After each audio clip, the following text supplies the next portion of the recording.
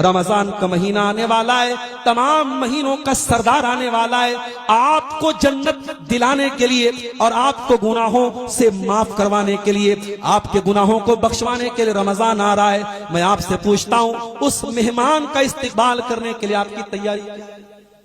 कोई तैयारी नहीं है।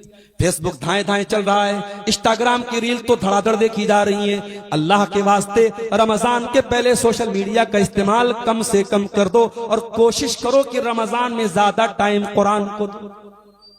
इतने बड़े इमाम थे इमाम मालिक रहमतुल्लाह अलैह, जो पूरी जिंदगी हदीस का दर्स दिया करते थे, लेकिन जब रमजान का महीना आता था इमाम मालिक बाहर तख्ती लगा देते थे, हमारा मदरसा एक महीना बंद रहेगा, रमजान में हम हदीस नहीं पढ़ाएंगे, रमजान कुरान का महीना है। शहरु रमजान अल्लज़ी उन्ज़िला फ़ीहिल कुरान, रमजान ही के महीने में कुरान उतरा है। ओ फेसबुक चलाने वालों, ओ इंस्टाग्राम चलाने वालों, ओ सोशल मीडिया के दीवानों, आओ अहद करो, वादा करो, रमजान आ रहा है, एक महीने के लिए फेसबुक को तलाक दे देंगे, एक महीने के लिए व्हाट्सएप को बहुत कम इस्तेमाल करेंगे, एक महीने को हम इस एक महीने को कुरान को ज्यादा टाइम देंगे।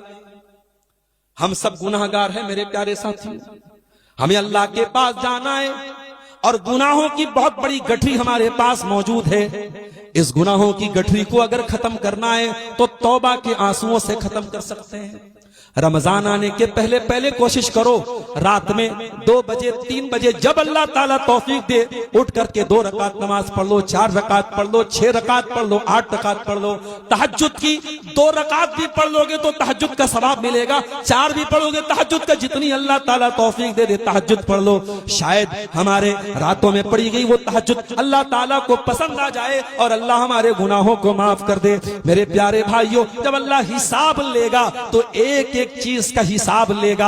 हमने रात के 12 बजे जो पाप किए उनका भी हिसाब लेगा, हमने दिन के उजाले में जो गलत काम किए उनका भी हिसाब लेगा, हमने पब्लिक के सामने जो गलत काम किए उसका भी हिसाब लेगा, हमने बंद कमरे में जो गलत काम किए अल्लाह उसका भी हिसाब लेगा। अल्लाह से दुआएं करो, ऐ अल्लाह हमारा आसान हिसाब ले ले। अल्लाह के नबी एक दुआ पढ़ा करते थे, अल्लाहुम्मा हासिबनी हिसाबन यसीरा, ऐ अल्लाह तू मेरा आसान हिसाब ले ले। अम्मा आयशा ने पूछा, ऐ अल्लाह के नबी आसान हिसाब का क्या मतलब है? आपने फरमाया, ऐ आयशा आसान हिसाब का मतलब यह है, इन्नमा ज़ालिकल अरज़ु, आसान हिसाब का मतलब यह है कि बंदे के नाम अमाल अल्लाह के सामने पेश किए जाएं और अल्लाह ताला नजरअंदाज कर दे, अल्लाह ताला दरगुजर कर दे, अल्लाह ताला माफ कर दे, अल्लाह पूछताछ न करे, अल्लाह जांच पड़ताल न करे, अल्लाह ये न पूछे कि ये काम तूने क्यों किया, कब किया। अगर अल्लाह पूछताछ करेगा तो हम बर्बाद हो जाएंगे। इसलिए दुआ किया करो मेरे भाइयों कि अल्लाह ताला दरगुजर कर दे, माफ कर दे। इसीलिए रमजान में ताक रातों में हम जो दुआ पढ़ते हैं, इतनी बड़ी रात है साहब, 1000 महीने से बेहतर है वो रात। 1000 महीना कितना होता है, कैलकुलेटर पे जोड़ो, 1000 को भाग दे दो 12 से, 84 साल से ज्यादा का टाइम आता है।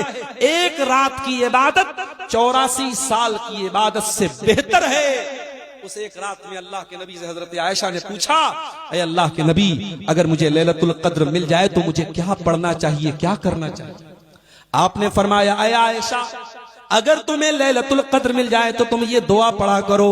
और मैं एहसान मानता हूं अपने नबी का, मेरे नबी बहुत लंबी लंबी दुआएं पढ़ा करते थे, मगर रमजान की ताक रातों में पढ़ने के लिए आपने जो दुआ सिखाई है वो आपके सीमांचल का और आपके कटिहार और पूर्णिया का एक कम पढ़ा लिखा आदमी, एक रिक्शा चलाने वाला, एक मजदूर, एक ऐसा आदमी जो बहुत पढ़ा लिखा नहीं है वो भी इस दुआ को पढ़ सकता है, बच्चा बच्चा भी इस दुआ को पढ़ सकता है। बहुत छोटी सी दुआ है, अल्लाहुम्मा इन्नका अफ़्वुन तुहिब्बुल अफ़्व फ़अफ़ु अन्नी, ऐ अल्लाह तू माफ करने वाला है और माफी को पसंद करता है, ऐ अल्लाह तू मुझको माफ फरमा दे, ऐ अल्लाह तू मुझको दरगुजर फरमा दे। जरा गौर करो मेरे प्यारे साथियों, जो रात 84 साल से बेहतर है, उस रात में हमने अल्लाह से रोजी रोटी न मांगी, उस रात में हमने अल्लाह से जमीन जायदाद न मांगी, उस रात में अल्लाह से बीवी बच्चों की सेहत न मांगी, उस रात में हमने मांगा तो क्या मांगा, अल्लाहुम्मा इन्नका अफ़्वुन तुहिब्बुल अफ़्व फ़अफ़ु अन्नी, ऐ अल्लाह तू माफ करने वाला है, तू माफी को पसंद करता है,